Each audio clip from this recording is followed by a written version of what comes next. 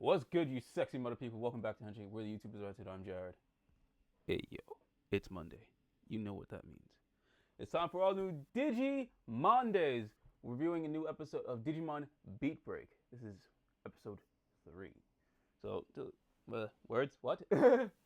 Y'all know the drill. Be sure to give this video a like, share, subscribe to the channel, hit the little bell icon, notify post videos, and go and follow all of us to YouTube. God give him this for 8 years.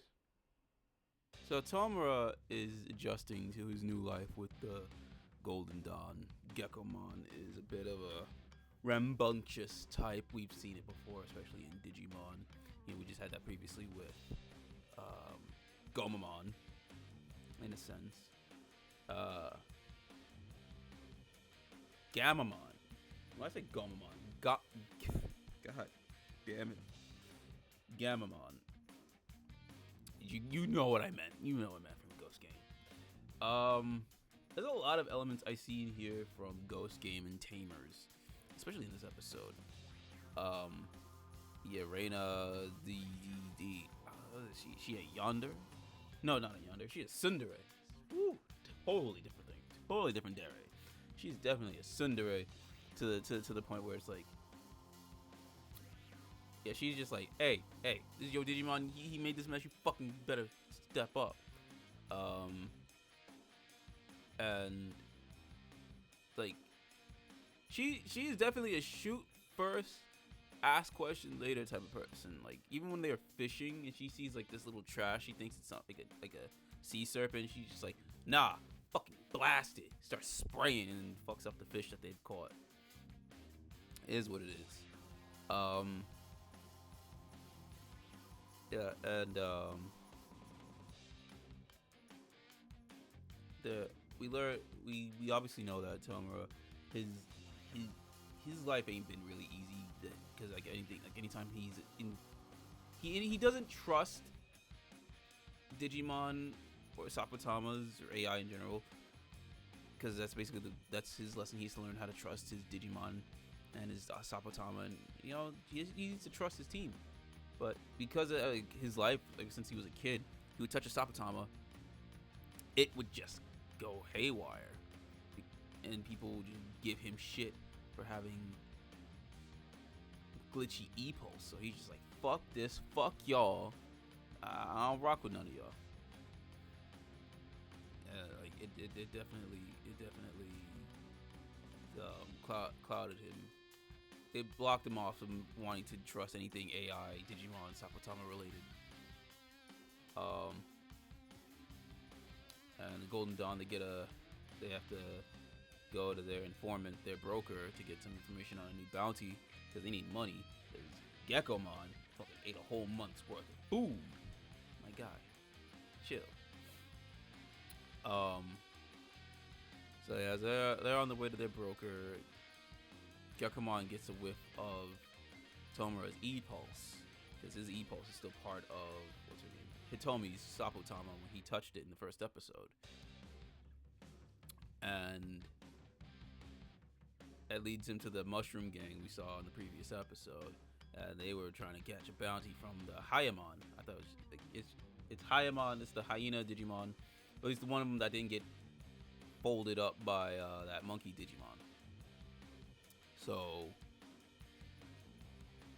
they are like, hey, we tried to catch a bounty. It was an easy lick. Didn't work out for them. So he's like, yo, I gotta get that motherfucker. I gotta get my get back. Help out his Hitomi. We also learned that the one that had gotten to his brother, the one that got took away by the monkey Digimon, he has his Sapotama essentially. But then we see, like, I don't even know. I forgot what the dude's name is in the hologram. And like, basically, he's over here saying like, hey yo, gotta play by certain rules or something like that. Basically, it gives us the intention that, hey, maybe the civil department might not be as up to code as we think. They might be a little shady, a little felonious type of crew. Well, duh, government. Don't try.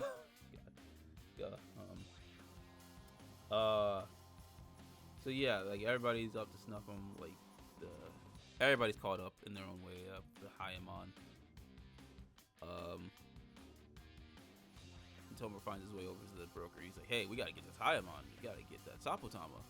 And they're like, at first Reina's like, no, that's 500 credits. That's not enough. The fuck you mean? He's like, oh, okay. So we have a chance to save a person. But you over here about that Munyon, which everybody, yo, you gotta get your bag. But he's like, nah, fuck that noise. Fuck you. He's basically like, fuck that, fuck you, fuck all you niggas. I ain't messing with y'all. I'm gonna go get that Sapotama and help this girl. Because he's basically like, hey, look, I need a chance to save my brother. But obviously, Reina's just like, she's not saying like that it can't be done. It's just like, well, the information wasn't really privy to them until he left. To the point it was like, oh, the bounty went up, and we could go help this girl. Then I'm thinking like, okay, they upped the bounty because they really wanted to do something nice. But like, obviously, these guys would help regardless. But they're trying to, you know, we're learning more about the characters, and we're learning more about the team. We're learning more about everything in the show. Tomo was like, nah, fuck that. I'm gonna do my thing. But he's also thinking about it in a case of revenge because he wants to save his brother. So he goes off and tries to get the Hayamon. And then we're brought to the mirror world, which is this show's version of the digital world. And wait, man. This episode picks up immediately, and it's just like, god damn. It made me want more. I wanted more out of it. I wanted just like, I'm like, damn. Can't we have another episode now, please? Come on. This shit was so good. So they're fighting Hayamon. He digivolves into Fangmon, which he can for some reason he can just camouflage himself. Like, motherfucker, are you the chameleon? Can you just turn yourself into anything? Okay, cool. That's his ability. He can just turn into anybody he cares about. He turns into Geckomon. And he basically the team shows up. They're like, hey, we actually do care. He learns that, yeah, we actually do give a fuck. Again, Reina's just a tsundere. I see her character really warming up to Tamaro and Geckomon and learning to, you know, be more open. But obviously we gotta learn about why her character is so closed off in the way she is. She's so standoffish and just such like Rika and Tamers, essentially. But we're in the early days of the season, so let's see how it goes. But yeah, so they're taking the fight over to Fangmon. And yeah, it's like we got him, we got his ass, but Tomer was like, nah, not enough. Nah, he's like, nah, nigga, it's not enough. We gotta slime this mother. He's trying to slime, cause like after they defeat him and get back Hitomi Sapotama, it turns into it's in training form. I forgot the damn name of the Digimon, but it's like a, you know, red thing with 3 horns type shit. I mean, Karn is a Digimon. Would know better than I, but yeah. So he's like, because they're like, no, we gotta take it in.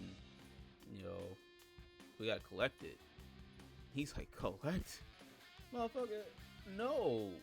What if like we let him go and like it happens again? So he's like trying to prevent another incident. He's trying to prevent things to happen like to Hitomi or his brother. So he's like, nah, fuck that. He's like trying to tell Geckomon, yo, slime this motherfucker. Geckomon's like, what? Nah, man. Cause he's like, yo, you got some E-pulse left? Yeah, slime him out. He's like, no. And he's like, their E-pulse is connected to their emotions, and it'll indirectly affect their Sapotama. So his E-pulse so like his emotions were so skewed and just towards anger, and it corrupted Geckomon. It didn't. Obviously, again, we've seen stuff like this with Tai in Agumon, and again with. Did this happen in Tamers? This happened in Tamers. I'm sure it did. It had a corrupted like Guillemon or some shit. Yeah, it did. It did. Oh shit. Oh, woo! Forgot about that completely. But yeah, happened in Adventure with Tai and Agumon. Happened again with Takato and Guillemon. And it happened again in Ghost Game with Gamamon. With Ghoul's Gamamon.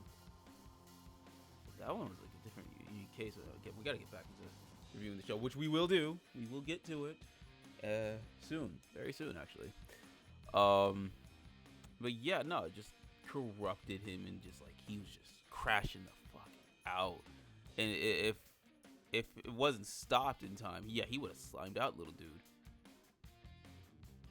Like, cause basically he's just like sorry. You think he's sorry for what he's done? Fuck that. If he had the chance to grow and do it again, he'll do it again. Yeah, he's like, nah. But this is an episode to teach you how to trust your team, your Digimon. You know, you gotta trust your partner, and you know, it's not just a one and done lesson. It's definitely gonna grow throughout the series.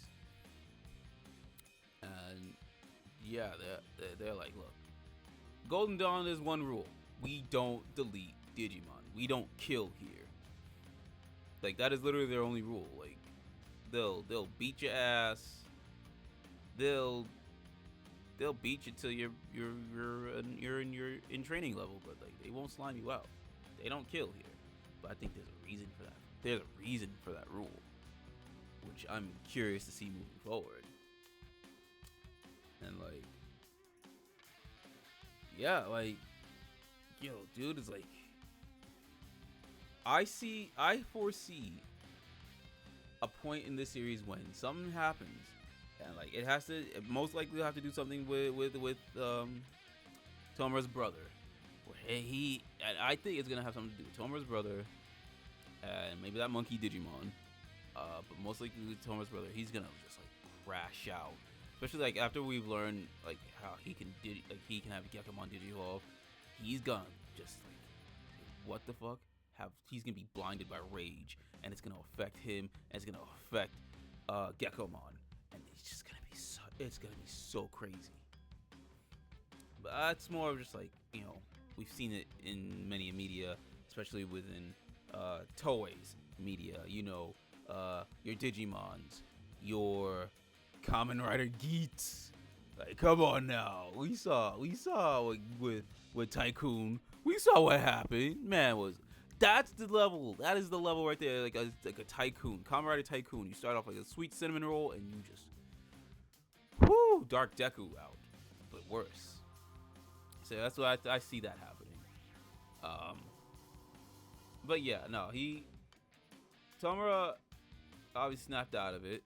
We realized, okay, this crew don't do that. Okay, he gets back the Sapatama to Hitomi, and he apologizes to Gekomon. And not only that, he actually calls him Gekomon, saying lizard. He's like, I'm sorry, Gekomon. He's like, oh, we cool like that? We friends? We twins? Bad, man. So yeah, like, yo, this fucking show is so fucking good, dude. And I am very excited to see where it ends up. Because like I said, it's reminiscent to previous Digimon seasons, even to its predecessor Ghost Game. And like I brought up Kamen Rider Geats, like if we're going the route of a Tycoon, whoo, man.